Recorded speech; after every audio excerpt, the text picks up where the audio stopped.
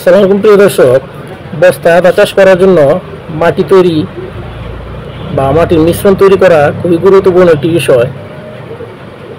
বস্তায় আদা চাষ করার জন্য আমি কিভাবে মাটির মিশ্রণ তৈরি করেছি এবং আমার প্রতি বস্তায় খরচ কত হয়েছে সেই বিষয়টা আমি আপনাদের সাথে শেয়ার করব।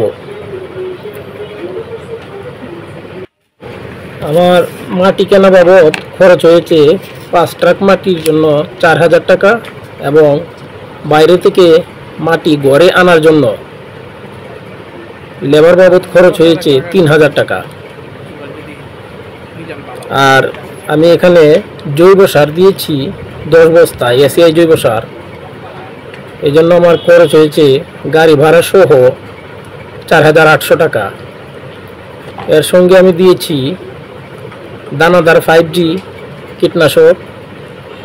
এই জন্য আমার খরচ হয়েছে 160 টাকা।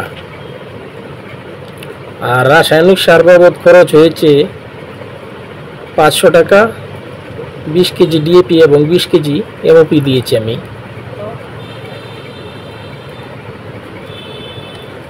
আর এর সঙ্গে ছাই দিয়েছি, যেহেতু আদা চাষের জন্য ছাই বা তুষ ব্যবহার করতে হয় মাটি ঝুরঝুরে রাখার জন্য। আমি 57 বস্তা ছাই কিনেছি। এই জন্য আমার মোট খরচ হয়েছে 2600 টাকা। এখানে লেবার বাবদ 1200 টাকা, 2 জন লেবার।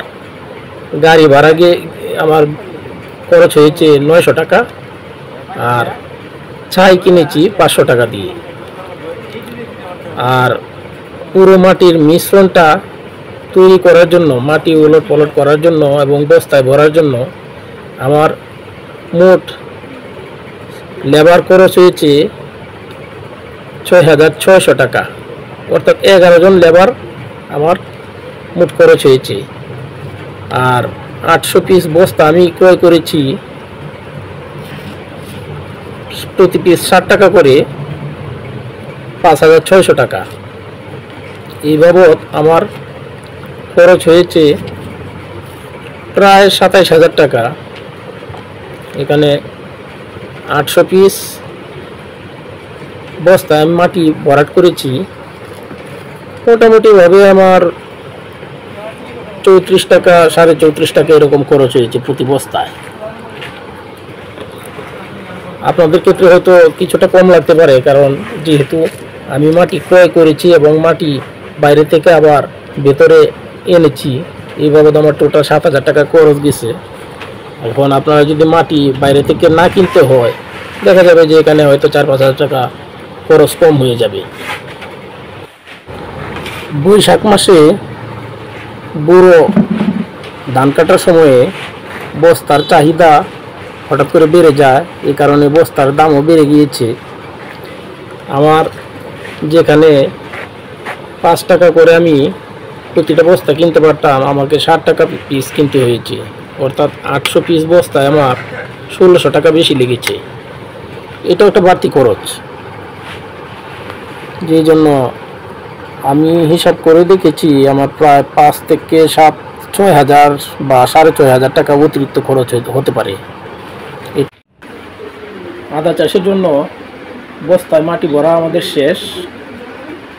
আদা বীজও এসে গেছে। আজ আমি আপনাদের সাথে শেয়ার করব আদা বীজ রোপণের আগে কিভাবে আমি বীজগুলো শোধন করলাম, অর্থাৎ জীবাণুমুক্ত করলাম।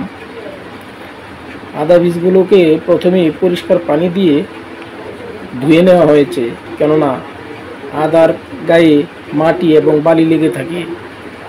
এই জন্য প্রথমে পরিষ্কার পানি দিয়ে আমরা ধুয়ে নিয়েছি। এরপর আদার গায়ের পানি শুকিয়ে যাওয়ার পর